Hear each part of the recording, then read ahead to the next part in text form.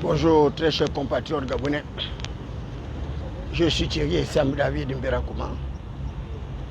Je suis dans le 5e arrondissement de la commune de Libreville où je suis venu légaliser mes papiers administratifs et je suis totalement surpris par le nouveau relook, le nouveau paysage du 5e arrondissement de la commune de Libreville. Et grâce aux auspices, au leadership du délégué spécial, c'est-à-dire Arsène Edouard Coquet, on voit bien des véritables aménagements dans cet arrondissement.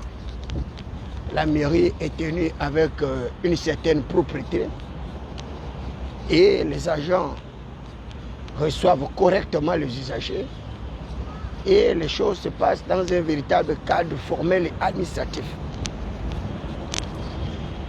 Mais je ne m'arrêterai pas sur le confort matériel de cette mairie et qui a reçu une véritable cure de jouvence. Mais je m'apitoyerai également sur les conditions de travail des agents.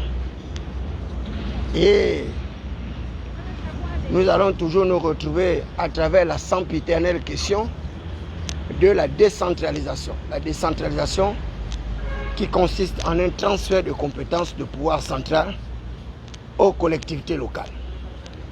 Et là, nous sommes dans une délégation spéciale, dans un régime d'exception. Nous ne savons pas comment cette décentralisation-là pourra être rendue effective. Et je pense que tous ceux qui sont allés au dialogue connaissent un peu les enjeux du développement, les enjeux du principe de la décentralisation et qui doit amener les collectivités locales à sauter administrer librement. Donc les délégués spéciaux de nos différents arrondissements doivent avoir des budgets conséquents pour pouvoir opérer toutes ces améliorations qualitatives et quantitatives justement des administrés, mais également arriver à ce confort. Donc vous voyez bien, la mairie du 5e arrondissement est totalement en opposition par rapport aux autres mairies. Dans les autres mairies, c'est un état de dégradation, de délabrement avancé auquel nous assistons. Ici, il y a quand même une certaine volonté manifeste affichée par le délégué spécial de donner à cette mairie cette véritable lettre de noblesse. Et là, vous avez bien vu, il n'y a pas un seul papier qui jonche à terre. Il y a un jardin qui a été aménagé avec un espace assez créatif. Nous osons tout simplement croire que cet espace-là également va être de plus en plus aménagé, où on pourra mettre des bancs publics. De l'autre côté, là-bas, il y a déjà les balançoires. Il faut voir comment améliorer ce jardin. Mais j'insiste sur la nécessité de débattre sur le principe de la décentralisation. Il faut que les collectivités locales arrivent à s'auto-administrer librement pour créer une certaine impulsion, un effet accélérateur, un effet levier dans notre processus de recherche et de développement. Et d'ailleurs, Jean-François Toutou-Méman, et qui est d'ailleurs le grand idéologue du Parti démocratique gabonais, qui est devenu opposant également par rapport à ce système et qu'ils ont créé avec Nguy Zubandama, le disait dans ses réflexions. Cet intellectuel de haut rang, c'est pourquoi on l'appelle Jacques Mille Encyclopédie, détenteur de plusieurs doctorats, disait à travers un de ses ouvrages qu'un pouvoir trop centralisé finit par devenir un pouvoir impotent, donc un pouvoir incapable de répondre aux attentes et aspirations légitimes du peuple souverain. C'est Jacques Mille Encyclopédie qui le disait, et d'ailleurs, il avait écrit cet ouvrage-là au moment où il était encore à l'université. Donc, il disait que le pouvoir trop centralisé ne pouvait pas amener un véritable processus de développement. Mais par contre, ce pouvoir trop centralisé entraînait un certain nombre d'hérésies, entraînait un certain nombre de paralysies et entraînait ce que lui-même il appelait apoplexie. Donc la nécessité pour les pays sous-développés que nous sommes est d'arriver à justement à aménager le pouvoir. Et c'est pourquoi je disais que ceux qui sont les adeptes des régimes présidentiels rigides ne connaissent pas les implications. Ils ne connaissent même pas ce que c'est qu'un régime présidentiel. Et je parlais de la prédominance justement du pouvoir exécutif sur l'ensemble des autres pouvoirs ou l'ensemble des autres institutions. Et c'est pourquoi Montesquieu, qui est un auteur français, intelligent et intellectuel, disait qu'il fallait arriver à ce que lui il appelait le principe séparatoire des pouvoirs. Donc, le pouvoir exécutif doit être totalement séparé du pouvoir judiciaire et le pouvoir judiciaire doit être séparé du pouvoir législatif pour éviter ce que moi, David Mbelakouma, j'ai toujours qualifié de l'absolutisme, sinon du totalitarisme du pouvoir. Donc, les autorités actuelles doivent être conscientes de la nécessité d'un aménagement de pouvoir. Et c'est également le cas pour les collectivités locales décentralisées ou déconcentrées ou décongestionnées. Mais c'est selon. Mais dans la plupart des cas, lorsque nous sommes dans de véritables régimes démocratiques, des démocraties pluralistes, où la saine compétition électorale est au cœur des débats, eh bien, on arrive à espérer avoir ce qu'on appelle la décentralisation. La décentralisation doit permettre aux collectivités locales de créer la valeur ajoutée, d'imaginer des processus de développement, de créer des partenariats avec d'autres pays à travers ce qu'on appelle en diplomatie chez moi, l'aide publique au développement. Il y a ce qu'on appelle également le développement des collectivités décentralisées à travers la coopération internationale. Donc, la coopération décentralisée doit être également un autre vecteur, un levier accélérateur du processus d'échange. Et vous avez vu, ils ont créé ce qu'on appelle une certaine cohabitation avec les maires des pays francophones. Cette association des maires des pays francophones aurait dû profiter aux autorités gabonaises qui, certaines, avaient déjà la tête de la gestion de cette haute structure pour pouvoir amener les opérateurs économiques, amener des partenaires au développement dans nos différents arrondissements, dans nos différentes communes, pour impulser cette dynamique-là de création justement des facteurs innovants dans la lutte contre la pauvreté, dans la lutte contre le chômage, dans la lutte contre le sous-développement. Mais malheureusement, nombreux sont des maires qui ne comprennent pas grand-chose. Et certains maires de CHU à l'époque, je parlais des maires semi-lettrés, des maires moins qualifiés dans la pratique de la gestion administrative, voire même financière. Aujourd'hui, qu'à Dieu ne plaise, nous avons quand même des maires assez outillés et Arsène Edouard Kogué fait partie de cela. Hein, il a été maire du 5e, j'ai dit, mais il a été député dans cet arrondissement. Il a été ministre de l'Intérieur. Et là, aujourd'hui, il est délégué spécial de ce même arrondissement. Donc, c'est quelqu'un quand même qui a à cœur le processus de développement des cactus de nos différents quartiers dans le 5e arrondissement. Il a succédé au maire Chadi Mokarim. Et aujourd'hui, on voit bien qu'Arsène Edouard Kogué est sur la même trajectoire, avec la même vision que Brice Clotaire Oligui Nguema, d'ailleurs qui lui a fait l'honneur, sinon le privilège, d'être nommé délégué spécial. Et aujourd'hui, il s'en sort parfaitement. Il s'en sort parfaitement et on peut le vérifier à travers justement tout ce qu'il a pu faire en très peu de temps, je crois 3 ou 4 mois, d'exercice de pouvoir à la mairie du 5e arrondissement. Eh bien, il y a tout de même des raisons de pouvoir le féliciter, de pouvoir l'encourager dans ce qu'il est en train de faire. Et là, vous avez de l'autre côté également cette poubelle-là. Et je voyais bien, j'étais en train de me demander comment dans cette mairie-là, on ne retrouvait plus de détritus. Eh bien, parce qu'il a pris soin de mettre également une poubelle à l'entrée de la mairie. Et il veille au grain. Il veille au grain. Ici, il n'y a personne qui pourra jeter un papier nulle part ici. Ce n'est pas possible. Tellement la propriété est de rigueur ici, même vous-même, rien que votre bon sens ne peut pas vous permettre de jeter une gripouille mouillée ici, ne peut pas vous permettre de jeter un plastique, et de jeter un sachet lumineux après avoir consommé votre plat de résistance, que sais-je, non.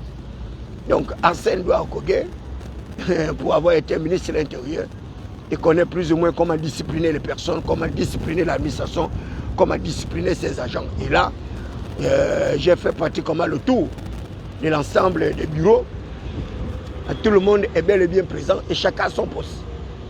Et lui également, il veille à ce que chacun arrive à accomplir sa tâche avec un minimum de commodité.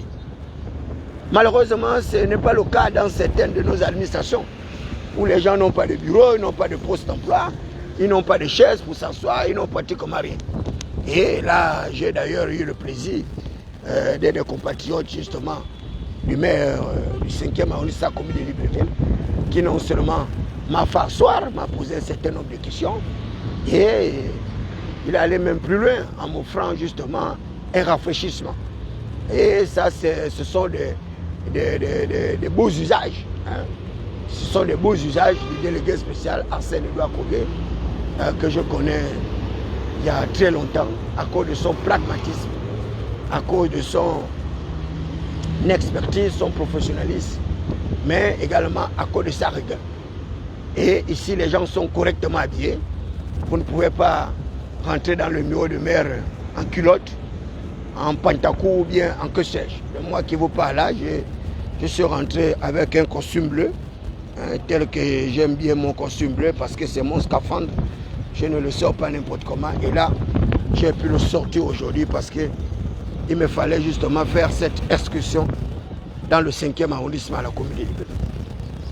Et certainement, vous me verrez également ailleurs, dans d'autres différents arrondissements, le 1er arrondissement, le 2e, le 3e, le 4e et certainement le 6e arrondissement. Mais j'ai vu hier, en passant par le boulevard, j'ai vu la toiture du 2e arrondissement qui était démantelée. Je pense que c'est certainement à cause des travaux d'envergure qui vont être effectués là-bas par le chef de l'État. Certainement que cette mairie va encore faire l'objet d'un autre déplacement. Mais qu'à cela ne tienne, nous voyons bien que ici dans le 5e arrondissement de la commune de Libreville, eh bien, les choses se passent au mieux. Nous osons tout simplement croire que la bonne volonté, le courage, la bravoure d'Arsène Edouard Kogué ne vont pas être obstrués par les rigidités administratives de notre conseil municipal et départemental, et que sais-je. Donc, nous attendons voir. Je disais à quelqu'un que, de la même manière, le CTI arrive à nous évaluer, nous également, nous sommes des évaluateurs. Et tant que les Gabonais n'ont pas compris qu'ils ont le devoir d'évaluer le secteur, eh bien c'est tant mieux pour vous, c'est votre problème. C'est votre problème. Moi, David Mberakouma, je sais qu'en tant que citoyen, j'ai également ma part de responsabilité d'évaluer les politiques publiques initiées par le CTRI, d'évaluer les délégués spéciaux du CTRI, parce que ce sont des délégués qui ont été nommés. Ils n'ont pas été élus comme nous, à l'époque où nous avons été élus pour être conseil municipal, il fallait être élus. Eux, ils ont la chance d'être nommés. Par conséquent, ben, ils doivent accomplir la volonté de celui qui leur a nommé. Mais dès lors que Brice Koto Ligui m'a dit allons-y à gauche, eh bien tous doivent aller à gauche. S'il dit allons à droite, tous doivent aller à droite. Donc il n'y aura pas de son discordant. Donc ne pensez pas que les délégués spéciaux que vous êtes, on vous avait été envoyé seulement pour brimer vos administrés et pour ne pas faire respecter justement l'état des droits. Non. Non. L'évaluation serait plus rude pour les forces de défense et de sécurité que les civils. Parce que c'est vous qui êtes au pouvoir à l'heure actuelle. On ne pourrait plus accuser Ali Bongo Niba de quoi que ce soit. On ne pourrait plus accuser Marie-Madeleine Boncho. On ne pourrait plus accuser Alain Claude Biebinze. Non. C'est vous qui êtes au pouvoir. Mais maintenant, il faut exercer le pouvoir. Il faut exercer le pouvoir. Mais moi, je vois les gens, dans nos administrations publiques, qui exercent le pouvoir à tort. Ils arrivent à matraquer les agents publics. Ils arrivent à fustiger leur attitude. Ils ne cherchent même pas des réponses aux difficultés de nos administrations publiques. Ils ne cherchent pas à faire respecter la loi, à faire respecter le droit, le statut général, la fonction publique. Mais certains agents de force de défense et de sécurité se caractérisent par un zèle un zèle inopiné et regardez un peu tous les scandales. Regardez tous les scandales dans le groupe TikTok, dans le groupe WhatsApp. À chaque fois, il y a un agent de force de sécurité qui a fait une bavure. On a tué quelqu'un par-ci par-là. On a mis un coup de couteau à ceci, à cela. Non, on ne peut pas continuer comme ça. Il faut que le chef suprême des forces de sécurité, le général de brigade, Brice Koto Oligui, arrive également à discipliner ses troupes. Et les principes de subordination hiérarchique militaire sont pratiquement totalement différents de ceux de l'administration publique, où il y a des principes de collaboration, où il y a des principes de respect mutuel. Les militaires sont subordonnés aux principes hiérarchiques et ils ont le droit de respecter la volonté, les orientations du chef de l'État. Mais jusqu'à présent, nous voyons bien, le chef de l'État donne un ordre, les agents de force de sécurité ne l'exécutent pas. Et moi qui vous parle, je suis mieux placé de le dire. Pour avoir été reçu par le chef de l'État, pour avoir été présent devant le chef de l'État, pour avoir écouté ce que le chef de l'État a dit, les orientations qu'il a données à l'égard de ces agents de sécurité, à l'égard de ses collaborateurs administratifs et financiers, pour doter David Mberakouma d'un certain nombre de commodités. Mais malheureusement, jusqu'à présent, ces gens-là ne font pas cas. Ils ne sont même pas fichus de respecter la volonté de leur supérieur hiérarchique. Il n'y a qu'au Gabon où on voit ça. En Guinée équatoriale, mais c'est la cour martiale. Le président vous dit achetez David Mberakouma un DID, un TX ou bien une double cabine. On va me prendre une Starlet. Le chef de l'État leur donne l'orientation d'équiper mes QG, mes quartiers généraux parce que j'ai mon travail à faire qui est totalement différent de leur. Il n'y a personne qui exécute la volonté du chef de l'État. Je dis bien personne. Et pourtant, les personnes ont été nommément désignées séance tenante à cette audience avec le chef de l'État. Mais comment voulez-vous qu'on puisse vous respecter? Si vous n'êtes pas capable de respecter la volonté de votre propre supérieur, c'est-à-dire le chef de l'État. Mais c'est la volonté du peuple gabonais qui est déjà démuni, qui souffre déjà d'une certaine errance administrative, qui souffre d'une certaine pauvreté, démuni de tout, un peuple affamé. Mais vous allez pouvoir l'écraser, c'est tant mieux pour vous si vous arrivez à l'écraser. Mais ce que vous semblez ignorer, c'est que le peuple est le souverain. Et ça, vous n'arriverez jamais à enlever la volonté populaire. La transition peut durer l'espace que cela va durer, mais nous irons aux élections. Et ce sont ces mêmes électeurs, ces mêmes personnes que vous méprisez, que vous matraquez, que vous violentez, vers lesquelles demain vous irez pour demander leur suffrage, pour demander leur voix. Mais comment est-ce que ces gens-là vont arriver à vous accorder leur suffrage? Mais non. Et le chef d'État fait preuve d'une certaine humilité. Il fait preuve d'une certaine solidarité à l'égard de l'ensemble des compatriotes.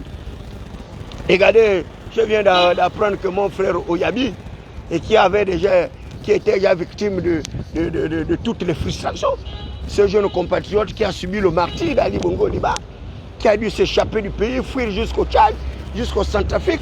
Mais lorsqu'on a écouté le récit épique de Oyabi, mais ce compatriote a vécu vraiment l'enfer.